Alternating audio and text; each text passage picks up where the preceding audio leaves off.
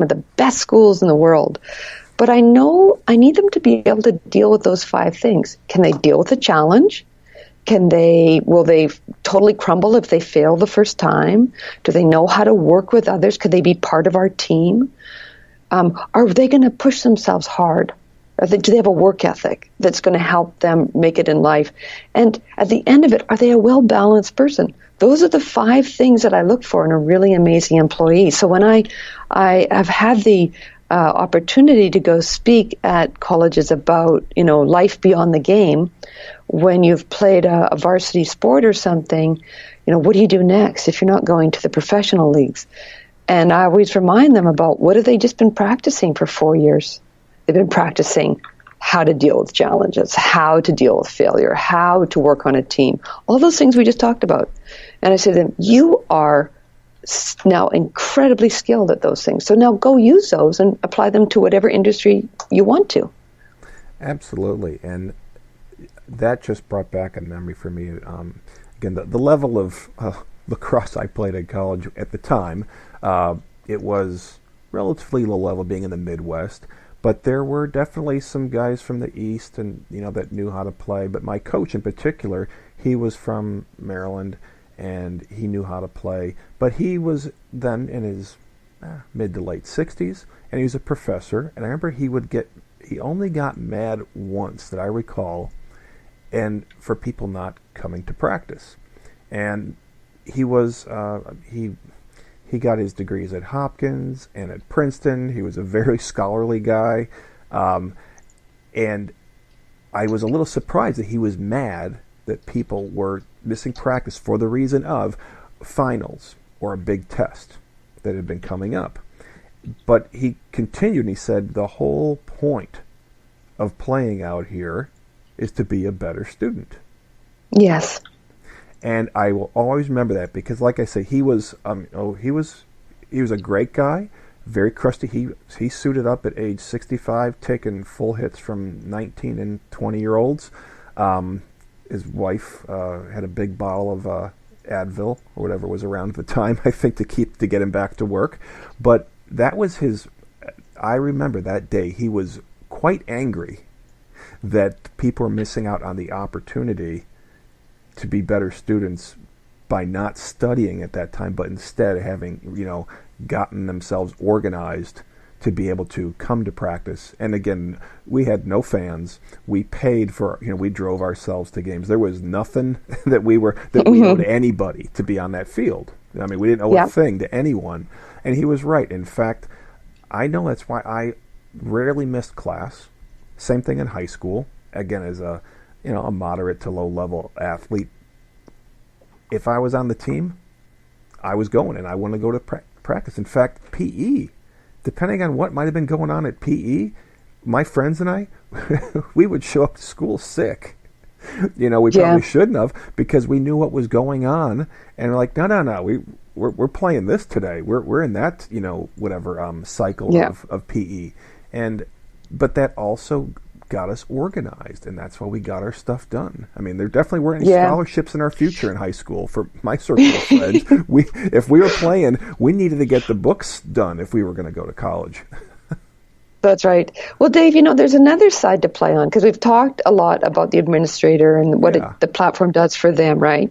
We talked about for the parents, it helps them get organized. But parents aren't always involved, by the way. Remember, PlayyOn is for any age, any ability. So we've talked a lot about youth rec and youth competitive, but PlayyOn's also very much made for adult social and college club and college intramurals, because it's no matter what your age, no matter your ability, there's a lot of things that are very much in common, which is just get organized, have an identity online that you can interact now with a team to be able to get schedules and communications and various things for. So we've talked about, like I said, the organizer, the coach, and the parents, but the players. So when you're young, it's not as important to have an online identity, although my 16-year-old daughter would argue with me about that one. But when you're growing up, what Sports Out is about is memories and things you want to remember. So when you have a profile on PlayyOn and you start to develop it, you're starting to collect your memories, photos and videos of things that you remember about that season. And so when you, as you're growing up and you have years and years of all, you remember it through the pictures and the photos and the videos. So it becomes a place where all of your memorabilia stays. And so it stays within your personal profile on PlayyOn in your showcase. What that profile also does now is, as you move from high school, where it's very organized for you, into either college or the workforce, where it's very unorganized, this is now a way for you to find other sports. So let's just say that I moved from here to Toronto, Canada, and to go to school or to work. Well, now my profile moves with me, and now I can reach out, or PlayyOn will remind me, hey, there are 4 basketball leagues within 50 minutes drive of you that you would be good for. So we're using artificial intelligence and machine learning to help people always be engaged in sports and recreation. Oh, I love that. I mean, that's a really cool nudge because as you travel, and I've moved around a few times, it is exhausting. When you pick up and move your life and you're settling in, and the last thing for a lot of people, it was for me, is I can't add anything more. Even though I'm talking about adding fun. For some reason, adding fun just seems like it's too much because it's one more thing. And that's right. And it needs to come find you, right? Yeah. It does. It needs to come find you. And so that's what building a community and a network online does, is now it could also say, 4 of the people that you used to play with in this outdoor soccer league are now playing indoor. Would you like to look at it? It's a way of having like a personal assistant looking for ways for you to have fun every day. And now that part of our AI grows. So today and Dave, as you know, we launched in March and we're off to the races. And as we grow and grow, people are starting to list their tournaments. People are starting to list their leagues. People are starting to list their teams and programs. So classes, you name it. And so as that fills up, it becomes a much more robust for our individuals to find what they need. Yeah, and I can just see then, again, you make it part of, let's just say, those high school athletes. If that's where it was, again, in the youth, the coordination, in a few years, that becomes, that branding part of their culture, and it is following, like you say, through college into, whether or not maybe they couldn't get into, some intramurals fill up fast in college and things like that. Yep. And you find out, there's a different league. I had no idea there was a YMCA this far, or this close to campus and things That's like right. that. Because that's a mindset That's that right. if you don't get a team in, you don't have anything to do. Well, there's a whole world of adults that aren't in, like you say, in college that are in our leagues. Wouldn't it be great? Wouldn't it be great if every day we sat down with the people that we love and we each said to each other, so what'd you do for fun today? And we talked about the fun we had with that sport or that recreation activity that we did that was fun. Like, to me, that's called enriching life. And that's the moonshot that PlayyOn is going for, that we will be able to help people have a lifetime of participation in sports and recreation. Yeah, and I love that. I remember when we first talked last week, you were quick to say, well, this isn't just about, organizing things. And I hate to say I was disappointed when I read that part, but when I read your bio, I'm like, oh, wow.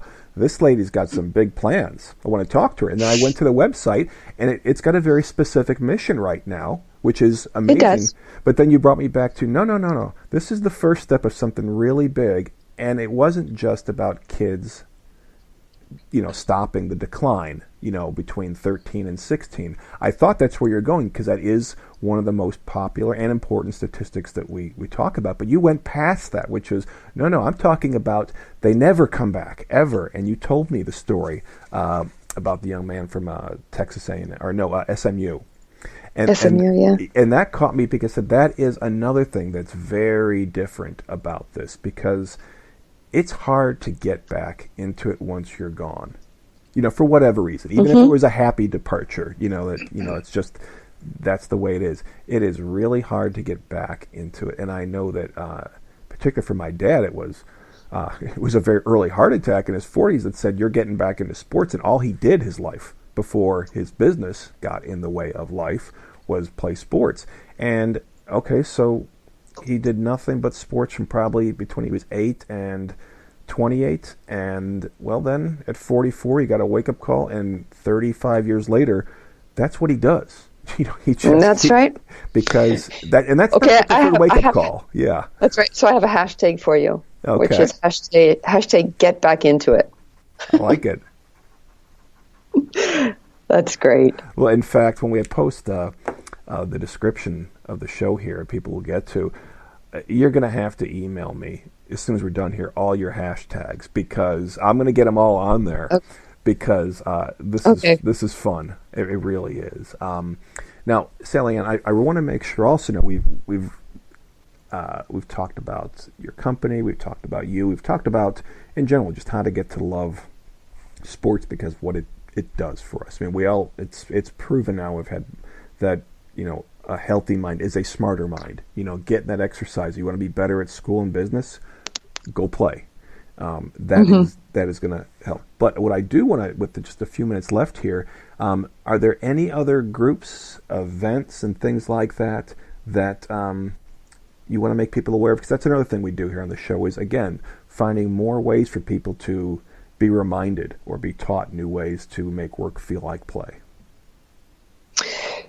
Wow, that's a really good. I don't know. Your calendar might actually be free for the holidays. It's a slower time of year. It is. Well, no, because you know what? We're really, really focused right now on helping our coaches. So one of the things that you should know is that for all those listeners that are like, I don't know how to get online, or that just sounds too technical. For your listeners, let them know they can reach out to me. Either through my LinkedIn or through our website, and just know that I am happy to give them a personal tour of PlayyOn, and even give them one of our customer support people to help them just get going, because we really want people to see how easy it is to get online and get organized. Excellent. And again, Sally Ann Reiss, it's REISS. And PlayyOn with 2 Y's, so PlayyOn.com. Right. The way the ref says it, when somebody takes a dive and is trying to stall for time, he says, "Oh, come on, just play on." There we go. All right, now I get it. Well, perfect. And Sally Ann, this was again another great conversation. I told you the hour would fly by. In fact, that's why I wanted to stop talking to you the other day, because we were gonna use up all of our wind before we got here. But I hope that you'll come back on again, especially as the platform keeps developing and really achieving its ultimate goal of everybody just loving sports, longer than they thought and as long as they can. That's great. Well, Dave, it's been my pleasure. And again, I just want to let all of you coaches and players out there know that coaches are such a valuable part of our community. They give of their time to make us all better people. And thank you, Dave, for supporting them. No problem. And we'll talk again soon. And everybody, sure thing. Thanks again for listening tonight. And tune again next Tuesday for Making the Play.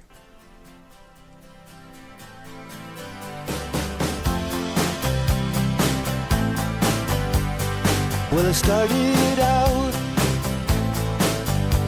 down a dirty road.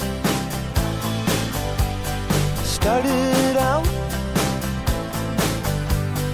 all alone. I'm learning to fly, but I ain't got wings. Coming down is the hardest thing. So I've started out for God knows where. I guess I'll know